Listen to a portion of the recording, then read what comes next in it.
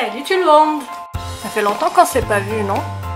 Et oui, je me suis prise une petite semaine de pause. Et pendant cette semaine, j'ai entamé ma 3e lecture de la Bible.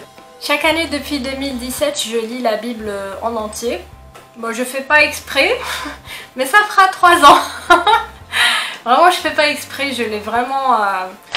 Bon, ça c'est mes notes, mais je lis à peu près 1 page, 2 pages comme ça par jour. Et ça me fait mon année, puis je suis contente. Voilà, c'est comme ça. Du coup, vu que c'était, j'ai entamé la 3e année, bah, j'ai forcément lu la Genèse. Et aujourd'hui, je vais te dire ce que j'ai découvert dans la Genèse. Parce que tu auras beau lire la Bible pendant des années, à chaque fois tu vas découvrir un nouveau truc, c'est incroyable. La Bible est vraiment un trésor durable, éternel. C'est magnifique. On va commencer par la première chose. Là, je regarde mes notes. Merci à Daniel qui m'a offert ce petit truc. Dans cette vidéo, je vais plus parler de Noé et un tout petit peu, un petit truc sur Abraham. Avant 2017, je ne croyais pas du tout en l'histoire de Noé. Pour moi, c'était vraiment tiré par les cheveux. Un homme qui rentre, enfin qui construit déjà un paquebot, hein, parce que l'arche de Noé, je sais pas si vous le savez, mais c'est un vrai paquebot, je crois qu'il fait entre 7 et... Vous allez finir de passer les voitures pour que je puisse finir ma vidéo ou pas? C'est tout le temps comme ça, je dois m'arrêter, attendre que le bus passe, reprendre. Bah, j'en étais. Où j'en étais? Oui. Donc, l'arche de Noé, c'est un paquebot. Je pense qu'il fait entre 7 ou 14 km. Bref, plus d'1 kilomètre, c'est vraiment un grand paquebot. C'est pas un petit arche comme qu'on voit dans les dessins animés ou dans vos livres d'histoire de Bible quand vous étiez petit. C'est vraiment énorme. Imaginez le Titanic. Le Titanic, c'est un paquebot. Bah, c'est à peu près la même taille. Ou peut-être plus grand encore. Donc vraiment l'arche de Noé était vraiment énorme. Et moi vraiment j'y croyais pas parce que à lui seul construire un paquebot, même avec l'aide de ses fils, je veux dire c'est... Pardon, j'ai pas le corona. Il faut juste que je boive de l'eau. Donc à lui seul ou avec l'aide de ses trois fils, construire un paquebot, faut le faire. Et puis... il y a 2 chameaux qui viennent dans ton paquebot, puis 2 petites mouches, et puis ça me paraissait vraiment tiré par les cheveux.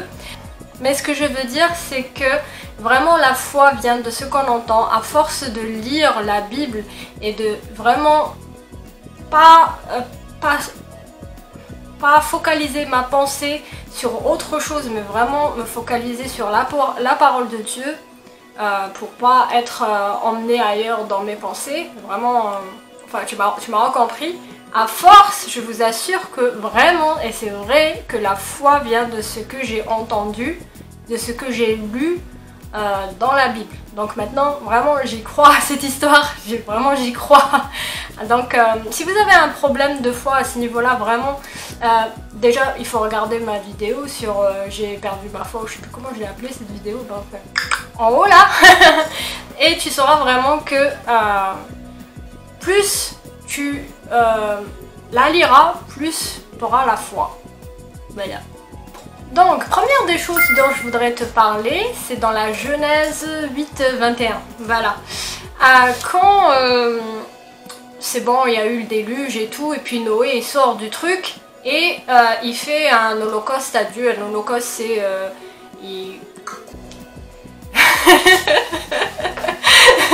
il tue un animal, il le met sur un autel et c'est un holocauste pour dire merci à Dieu. Bref, voilà. Ça se faisait comme ça à l'époque. Donc Dieu sent l'odeur de l'holocauste et il dit dans son cœur, remarquez bien dans son cœur, que plus jamais il ne fera le déluge sur la terre parce que finalement l'homme pêche dès son enfance. Mais c'est vraiment ce petit mot de rien du tout, dans son cœur, Dieu dit en son cœur, qui m'a fait tilter. Tiens. En on est vraiment à l'image de Dieu parce que Dieu pense, donc il dit des choses en son cœur, il pense dans son cœur, il dit des choses dans ses pensées, dans son cœur est égal dans sa pensée, c'est pas, hein, c'est pas boum boum.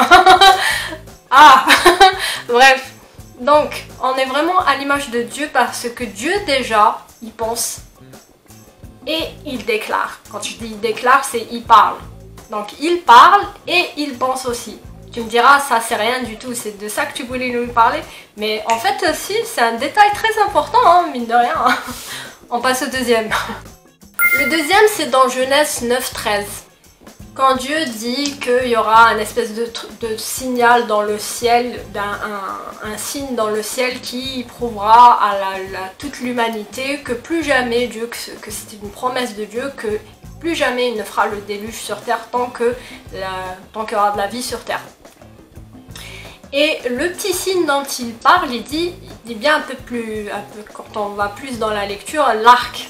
Mais en fait, le signe dont il parle, c'est l'arc-en-ciel. Est-ce que tu le savais? Moi, je l'ai su récemment. Quand tu vois l'arc-en-ciel après qu'il ait plu, tu vas pleuvoir. Quand il pleut, c'est pas partout, mais généralement quand il pleut, tu vois une sorte d'arc-en-ciel dans le ciel ou parfois l'arc-en-ciel par terre, là, quand la chaussée est un peu mouillée, tu vois des petites couleurs d'arc-en-ciel. Mais en fait, l'arc-en-ciel, c'est le signe de Dieu, c'est le signe qu'il a donné aux hommes pour leur dire, voilà, je touche plus. Donc maintenant, si tu le savais pas, à chaque fois que en été maintenant parce qu'il fait chaud, fallait que je la mette celle-là. Mais en hiver, à chaque fois que tu verras l'arc-en-ciel, tu te diras merci pour ta promesse, Dieu. Je la reconnais. Et tu pourras même, si tu es dans le bus ou je sais pas moi, si tu es à Paris, si tu es dans le métro, je sais pas. Non, dans le métro tu verras pas l'arc-en-ciel. Qu'est-ce que je raconte moi? Quoi je raconte? Si un jour tu te balades dehors en hiver ou tu es dans le bus ou dans le taxi ou dans ta voiture ou je sais pas, à chaque fois que tu verras l'arc-en-ciel, tu auras un petit sourire parce que tu sauras ce que c'est et peut-être que c'est lui qui est à côté de toi, en fait il a même pas remarqué en fait. Et ça m'est déjà arrivé, j'étais dans les transports en commun et je voyais un grand arc-en-ciel, mais vraiment il prenait d'un bout à l'autre, c'était pas un truc sur la chaussée, et je me suis dit ah super, c'est la promesse de Dieu quoi. Et j'ai regardé autour de moi et tout le monde discutait, tout le monde s'en foutait. Et c'est des petits détails que nous en tant que chrétiens, ou même les juifs, hein, voilà, c'est un petit plus qui fait qu'on est un petit peu plus heureux dans la vie, enfin, je trouve. La troisième chose que j'ai découverte et qui m'a un petit peu troublée dans l'histoire de Noé, c'est qu'à un moment donné, bon, il s'établit et tout, et il y a Noé qui fait des vignes, donc il devient un vigneron. Et il se saoule bien comme il faut, et un jour, il rentre dans sa tente complètement à poil. Et Noé avait 3 fils, Sem, Cham, Japhet. Japhet? Je sais plus comment il s'appelle le dernier. Comment qu'il s'appelle? Japhet. Je sais jamais le prononcer le dernier. Sem, Cham et Japhet, on va dire ça comme ça. Bref. Donc, Cham, le deuxième, il a une personnalité assez... Jones? Non. Donc, Cham, le deuxième, et non pas Sem et Japhet, donc Cham, le deuxième, il voit la nudité de son père, donc, parce que son père rentre complètement à poil dans le truc, hein, et il va directement le crier sur tous les toits. Hey, regardez, papa, il est à poil dans le truc, il est complètement saoul et tout. Et les 2 derniers fils, donc le premier Sem et le dernier Japhet, ils rentrent dans la tente à reculons, comme ça, et ils prennent une sorte de veste, ou je sais pas ce qu'ils avaient dans les mains, et ils recouvrent leur père en marche arrière, pour qu'ils ne puissent pas voir la nudité de leur père. Et ça, quand Noé, le lendemain, sait ce qui est arrivé, en fait il est très très en colère contre son deuxième, donc contre Cham. Et ce qui m'a surpris, c'est qu'il lui dit pas « Ah Cham, qu'est-ce que tu m'as fait là ?»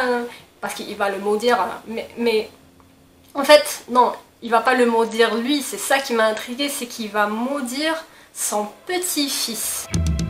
son petit-fils qui, devine comment il s'appelle? Canaan. Où est-ce qu'il a habité, Abraham? Canaan. Tiens, ça fait... Tiens. Bref, je m'attendais à ce que Noé, bon je comprends qu'il soit en colère, mais de là à maudire son petit-fils, même s'il l'avait maudit, je comprendrais qu'il maudisse son fils, genre t'as fait une connerie là, enfin, j'aurais peut-être pas maudit moi, mais bon c'était peut-être la mode à l'époque, ça se passait comme ça, mais j'aurais compris qu'il maudisse son fils, mais pas son petit-fils, tu vois. Alors que bien plus tard dans la Bible, tu vois que dans la loi de Moïse, dans la loi quand vient Moïse, il est bien dit que les enfants ne seront pas punis par les crimes de leur père, de leurs parents. Or, cette histoire de Noé s'est produite avant la loi de Moïse. Donc, il la connaissait peut-être pas, c'est peut-être pour ça qu'il a maudit son petit-fils. Voilà, c'était un petit clin d'œil. La quatrième chose dont je voulais te parler, c'est la Bible dit bien un peu plus tard que c'est par eux qu'ont été peuplées les îles des nations.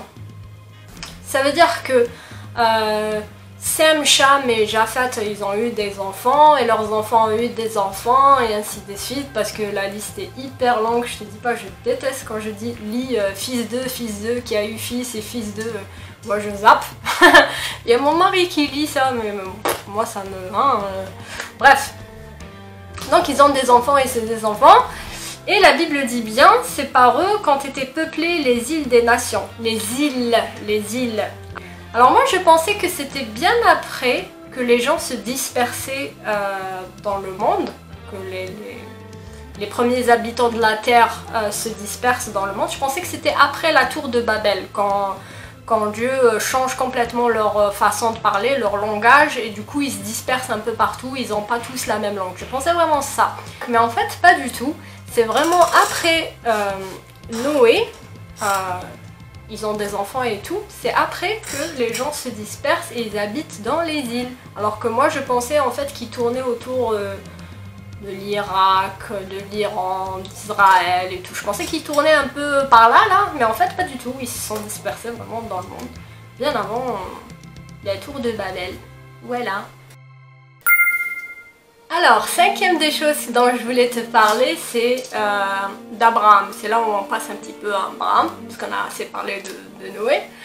En fait, quand tu lis dans Matthieu la généalogie de Jésus, de d'où est venu Jésus, il commence généralement directement par Abraham, mais tu sais pas d'où vient Abraham, qui est son père, son grand-père, son arrière-grand-père, la généalogie d'Abraham. En fait, on le sait dans la Genèse. Et dans la Genèse, il te dit bien que les fils de Noé, donc il en a eu 3, Sem, Cham, Japhet, et c'est de Sem, le premier-né de Noé, parce que il dit Sem, Cham, donc je suppose que Sem c'est le premier. Donc Abraham vient de la lignée de Noé bien sûr, mais c'est le descendant de Sem, le premier, et non pas de Cham ou de Japhet, voilà. Et généralement tu trouveras beaucoup de ce truc là, tu sais, des premiers-nés que vient la généalogie de Jésus. Non, que... Tu verras que dans la Bible, à chaque fois qu'il y a eu un type important dans la Bible, un homme important dans la Bible, c'est toujours le fils du premier-né de quelqu'un. C'est toujours le premier-né qui a une descendance royale, on va dire royale. Voilà. Sauf dans l'histoire de, bien sûr, Jacob et son frère. Ils étaient jumeaux, mais normalement c'était le deuxième et non le premier des jumeaux. Mais avec lui, ça s'est pas passé comme ça. Comme avec aussi les enfants de Joseph, celui qui était en Égypte, vendu en Égypte. Ben, de ces deux fils, c'est le deuxième qui a été béni et non le premier. Ça, je saurais pas te dire pourquoi, mais le jour où je découvrirai ça, je pourrais peut-être te faire une vidéo. Ce que j'ai découvert dans la Bible numéro 10. ça serait bien. Alors, la dernière des choses dont je vais te parler dans cette vidéo, c'est toujours sur Abraham. Mais est-ce que tu sais d'où il vient, Abraham? Alors, dans la Bible, il te dit Abraham vient de Ur en Chaldée. Alors, je suis allée voir Ur en Chaldée, c'est la Mésopotamie.